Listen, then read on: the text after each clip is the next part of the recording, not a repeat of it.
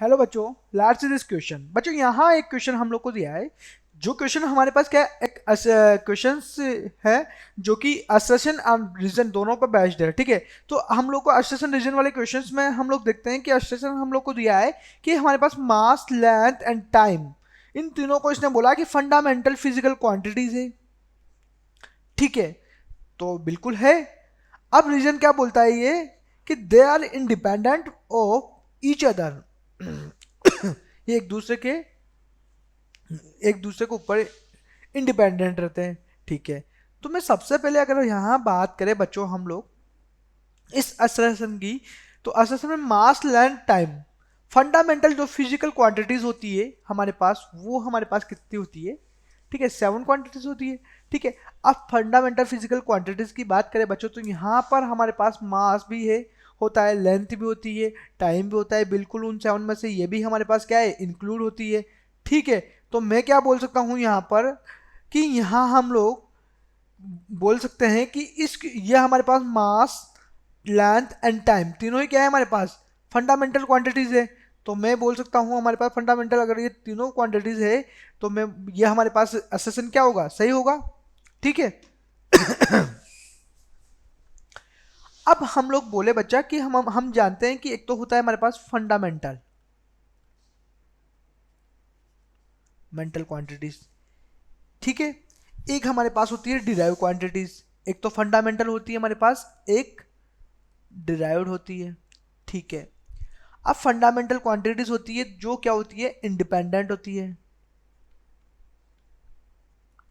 Derived क्या होती है, डिपेंडेंट होती है।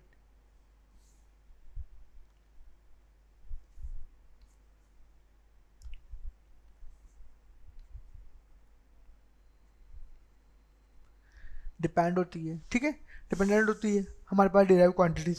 ठीक है, अब यहाँ इंडिपेंडेंट कौन सी क्वांटिटीज है, मैं जैसे कि मास में बोलूँ कि मास इसने दिया है तो ये हमारे पास m, और लेंथ हमारे पास, लेंथ भी क्या है, मास क्या है, खुद एक हमारे पास क्वांटिटी है मास। ठीक है, वो हमारे पास क्वांटिटी है। ठीक है, मेजरमेंट यूनिट है। ठीक है, अब हम लोग बोले कि मास है हमारे पास, तो ये लेंथ है, तो लेंथ में एक हमारे पास क्या है, क्वांटिटी है। लेकिन हम लोग के पास इसने बोला कि डिराइव यूनिट क्या होती है हमारे पास, डिपेंड होती है। अब डिपेंड होती है तो कौन से थे, जैसे कि मैं बोलूँ कि एरिया है। एरिया क्या होता है बच्चों यहाँ पर, लैंड टू ब्रिथ, यही होता है। तो यहाँ पर क्या हो गया बच्चों कि ये हमारे पास क्या है, लेंथ है, तो एल इंटू एल मीन्स क्या बोल सकता हूँ मैं, एम स्क्वायर हो जाएगा ये। ठीक है, मीटर स्क्वायर हो जाएगा एरिया। अब जैसे कि वॉल्यूम है, वॉल्यूम है, वॉल्यूम क्या होता है बच्चों यहाँ पर, एल क्यूब होता है, means length into breadth into उसकी हमारे पास। ठीक है, तो हम लोग बोल सकते हैं कि जो एरिया है वो हमारे पास मीटर क्यूब होता है, एल क्यूब जिसको हम लोग लिखते हैं। ठीक है, तो हम लोग बोल सकते हैं कि इस प्रकार से हमारे पास जो ये क्वांटिटीज है ये क्या होती है, डिपेंडेंट होती है, राइट। ये दूसरों पे क्या होती है, डिपेंडेंट होती है। ठीक है, क्योंकि लेंथ तो है बट इसके एरिया की क्या है, लेंथ तो है बट वो क्या है, इस पे डिपेंडेंट है यहाँ पर। ठीक है, इस प्रकार से इनको क्या बोलते हैं, डिराइव क्वांटिटीज बोलते हैं। ठीक है, तो हम लोग के पास एसेसन भी एकदम करेक्ट है और रीजन भी करेक्ट है, और हम लोग का जो रीजन है वो बता रहा है कि ये बिल्कुल इंडिपेंडेंट होती है। तो मैं क्या यहाँ से देखा, ऑप्शन पढ़ के देखूँ तो if both assertion and reason are true and the reason is the correct explanation of the assertion, बिल्कुल सही बात है, ये करेक्ट एक्सप्लेनेशन दे रहा है assertion के लिए। सेकंड बोलता है if both assertion and reason are true but reason is not a correct explanation, बिल्कुल ये गलत है, तो ये तो गलत हो जाएगा।